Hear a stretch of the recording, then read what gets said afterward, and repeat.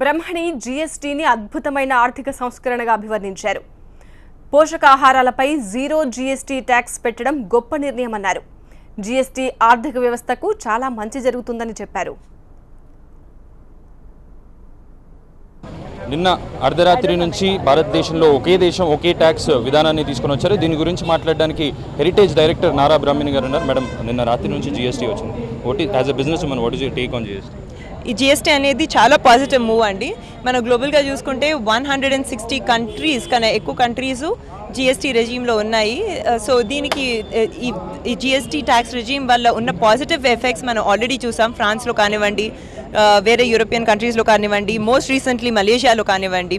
So డెఫినెట్గా ఇండియాకి ఇది చాలా ప్రోగ్రెసివ్. ఇప్పుడు చూసుకుంటే ఈ జీఎస్టీ బెనిఫిట్స్ కేవలం కంపెనీస్కే కాదు, కానీ కస్టమర్స్కి ఇంకా గవర్నమెంట్స్కి కూడా. ఎందుకంటే ఇప్పుడు కస్టమర్స్ చూసుకుంటే వాళ్ళకి ఇప్పుడు సింగిల్ ట్యాక్స్ వల్ల చాలా ట్రాన్స్పరెన్సీ, చాలా క్లారిటీ ఉంటుంది. కంపెనీస్ని చూసుకుంటే ఇప్పుడు movement of goods and services ఒక స్టేట్ నుంచి ఇంకొక దానికి చాలా ఈజీ అవుతుంది. ఎస్పెషలీ మా డైరీ బిజినెస్లో పెరిషబుల్ గూడ్స్ కాబట్టి చాలా ఇంప్రూవ్మెంట్ ఉంటుందండి. కాస్ట్ కూడా తగ్గొచ్చు. అండ్ అదే కాకుండా ఇప్పుడు మనం ముందుకెళ్తూ ఉంటే రిజిస్ట్రేషన్ కంప్లయన్స్ కూడా ఇంక్రీజ్ అవుతుంది. ఆల్రెడీ చూస్తున్నాము. ఇప్పుడు 80 lakh ట్రేడర్స్లో already 70 lakh traders GST registrations చేసుకున్నారు. అదే కాకుండా in addition to that 1.5 lakh traders కూడా రిజిస్టర్ అయి ఉన్నారు. సో కంప్లయన్స్ ఇంక్రీజ్ అవుతుంది. గవర్నమెంట్స్కి కూడా చాలా మంచివండి. ఇప్పుడు యాజ్ అ కంపెనీ మేము తీసుకున్న కాల్ ఏంటంటే, ఎక్కడైనా రేట్స్ డిక్రీజ్ ఉంటే ఆ బెనిఫిట్ని మేము ఫుల్గా కన్జ్యూమర్కి అందించాలి. సో ఫర్ ఎగ్జాంపుల్ స్వీట్స్ చూసుకుంటే సచ్ యాజ్ దూద్ పేడ అండ్ మిల్క్ కేక్, అక్కడ డిక్రీజ్ ఇన్ ట్యాక్స్ రేట్స్ చూస్తాము. ఫుల్గా కన్జ్యూమర్కి 30 రూపీస్ రిడక్షన్ ద్వారా మేము బెనిఫిట్ అందిస్తున్నాము. అదే కాకుండా గీలో కూడా 2.5% ట్యాక్స్ డిక్రీజ్ అయింది, especially in south Indian markets.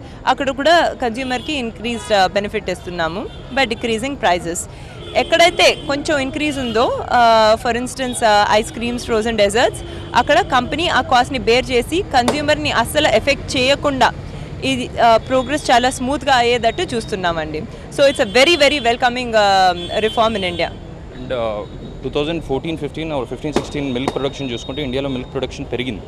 So and ఇప్పుడు కూడా ఫ్రెష్ మిల్క్కి there is no GST, but ఈ slim milk or water other మిల్క్స్కి కొంచెం ట్యాక్సెస్ డిఫరెంట్ స్లాబ్లో 5%, 18% పెట్టారు. అదే సో గవర్నమెంట్ ఆబ్జెక్టివ్ ఏంటంటే, మాకు అర్థమయ్యేది ఏంటంటే, ఎసెన్షియల్ ఫుడ్స్, డైరీ కానివ్వండి, ఫుడ్ గ్రెయిన్స్ కానివ్వండి, ఎక్సెట్రా, అండ్ ఎసెన్షియల్ ఐటమ్స్ మీద ట్యాక్స్ స్లాబ్స్ చాలా డిక్రీజ్ చేశారు. ఇప్పుడు చూసుకుంటే 81% of goods and services less than 18% స్లాబ్లో ఉంటున్నాయి. సో బేసిక్గా కామన్ కన్జ్యూమర్కి ఎసెన్షియల్ ఐటమ్స్ ఇంకా అఫోర్డబుల్గా ఉన్నట్టు చూస్తున్నారండి. So it's very good the way we are seeing it as of now. And మీరు చెప్పినట్టు milk, curd, butter milk, lassi మీద no taxes will continue. And that's also good because ఇది ఒక essential nutritional requirement for millions of families in India. So despite of ఇన్ని చెప్పినా కానీ there is little confusion in the common people. అంటే GST అంటే taxes పెరుగుతాయి, రేట్లు పెరుగుతాయి అనే ఒక మిస్కన్సెప్షన్ జరుగుతుంది. So what you have to say to common people? I think any new reform or any new move, Andy, just like in the case of demonetization, it will take some time to settle down, and 3 to 6 months tarvata dan real benefit, dan real impact ardham avutundi.